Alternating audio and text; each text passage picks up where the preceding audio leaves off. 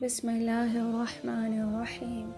سورہ زاریات کی آیت نمبر 50 ہے کہ فَفِرُّوا إِلَى اللَّهِ إِنِّي لَكُم مِّنْهُ نَذِيرٌ مُّبِينٌ، کہ flee towards Allah, run towards Allah, indeed I am for you an open warner۔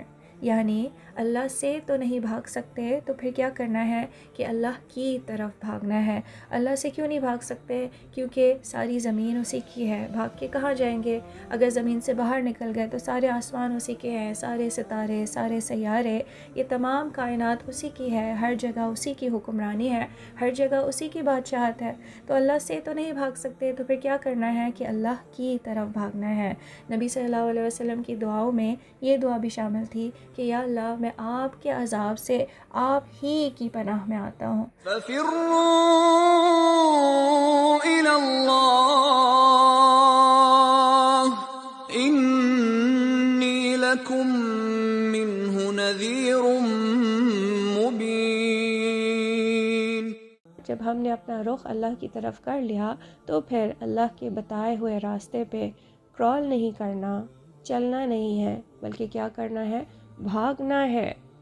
اسی طرح سے قرآن میں دوسرے مقامات پہ آیا ہے کہ فَاسْتَبِقُوا الْخَيْرَاتِ، کہ نیکیوں میں سبقت لے جاؤ، نیکیوں میں جلدی کرو، نیکیوں کو پروکراسٹینیٹ نہ کرو، ڈیلے نہ کرو۔ پھر اسی طرح سے ایک دوسرے مقام پہ آتا ہے کہ فَبِذَلِكَ فَلْيَتَنَافَسِ الْمُتَنَافِسُونَ۔ جنت کی ڈسکرپشنز جو اللہ تعالیٰ نے قرآن میں بتائی ہیں، اس کے بعد اللہ تعالیٰ کیا فرماتے ہیں کہ اس چیز کے لیے چاہیے کہ کمپٹیشن کرنے والے آپس میں کمپٹیشن کریں۔ ہم صحابہ کے متعلق جب پڑھتے ہیں تو ہم دیکھتے ہیں کہ ان میں نیکیوں میں کمپٹیشن تھا، خاص طور سے ابوبکر اور عمر رضی اللہ عنہما میں۔ اور اس واقعے کا تذکرہ میں پہلے بھی کر چکی ہوں، یاد دہانی کے طور پہ دوبارہ سے کر دیتی ہوں کہ ایک دفعہ نبی صلی اللہ علیہ وسلم نے فجر کی نماز کے بعد صحابہ سے پوچھا کہ تم میں کوئی ایسا ہے جو روزے سے ہو؟ تو ابوبکر رضی اللہ عنہ نے ہاتھ اٹھایا کہ میں یا رسول اللہ۔ پھر انہوں نے پوچھا کہ تم میں سے کوئی ایسا ہے جس نے کسی مریض کی عیادت کی ہو؟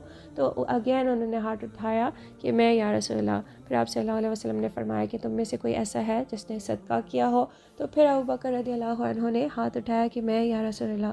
تو اس بات پہ عمر رضی اللہ عنہ اتنے حیران ہوتے ہیں کہ ابھی تو دن کا آغاز ہوا ہے، ابھی تو صبح ہوئی ہے، ابھی تو ہم نے فجر کی نماز پڑھی ہے اور یہ سارے نیکی یہ کام تم آلریڈی کر چکے، یہ کس طرح سے کیے تم نے؟ تو ابوبکر رضی اللہ عنہ فرماتے ہیں کہ میرا روزے کا ارادہ تھا تو میں نے سحری کر لی تو میں روزے سے ہوں۔ پھر جب میں مسجد کی طرف آ رہا تھا تو مجھے پتہ چلا کہ عبد الرحمن بن عوف رضی اللہ عنہ ان کی طبیعت صحیح نہیں ہے، تو میں ان کی عیادت کرنے کے لیے ان کے گھر پہنچ گیا۔ پھر جب میں راستے میں آ رہا تھا تو مجھے ایک کوئی ضرورت مند ملا تو میں نے صدقہ بھی کر دیا۔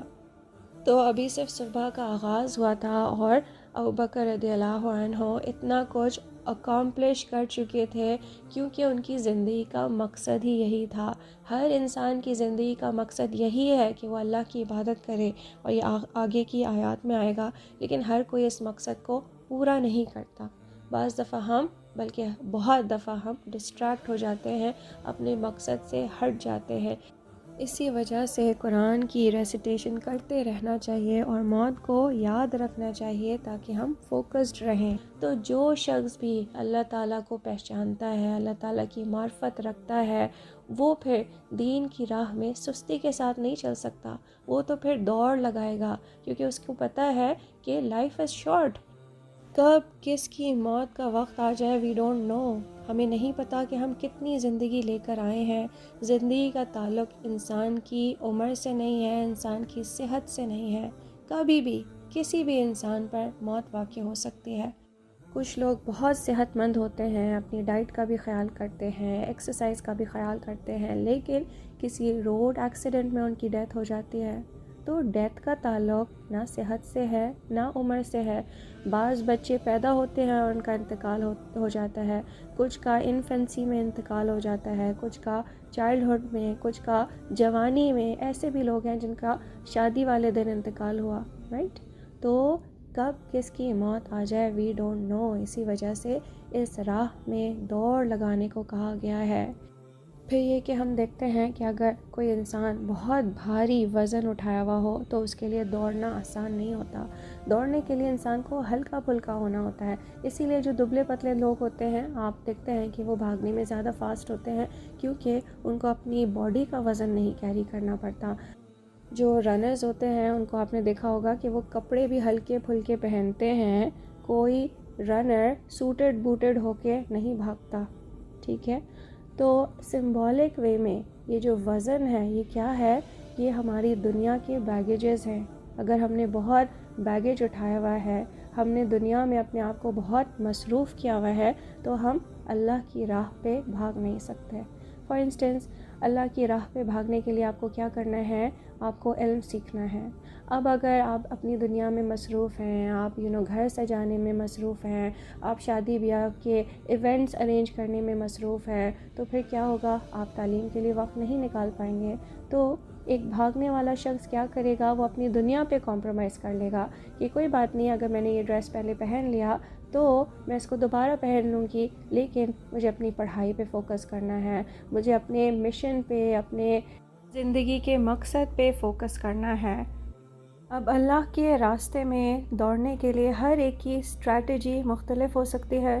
ہو سکتا ہے کوئی انسان بہت اچھا سپاہی ہو تو وہ اس کی اسٹرینتھ ہو، کوئی بہت اچھا عالم ہو، کوئی صدقہ خیرات کرنے میں بہت اچھا ہو، ہیومینٹی کے لیے اس نے بڑے اچھے کام کیے ہوں. تو یہ آپ کو جج کرنا ہے کہ آپ کا کیا ٹیلنٹ ہے اور آپ کس طرح سے دوڑ لگا سکتے ہیں اس راستے میں. پھر ایک دوسری بات یہ کہ دوڑنے کے لیے آپ کو اچھے شوز کی ضرورت ہے. اگر آپ ننگے پیر دوڑ رہے ہیں تو تھوڑی دیر میں آپ کے پیر زخمی ہو جائیں گے. ہو سکتا ہے کوئی کانٹا آپ کو چبھ جائے، کوئی شیشہ آپ کے پاؤں کے اندر گھس جائے، تو آپ زیادہ دیر بھاگ نہیں سکتے ننگے پہ.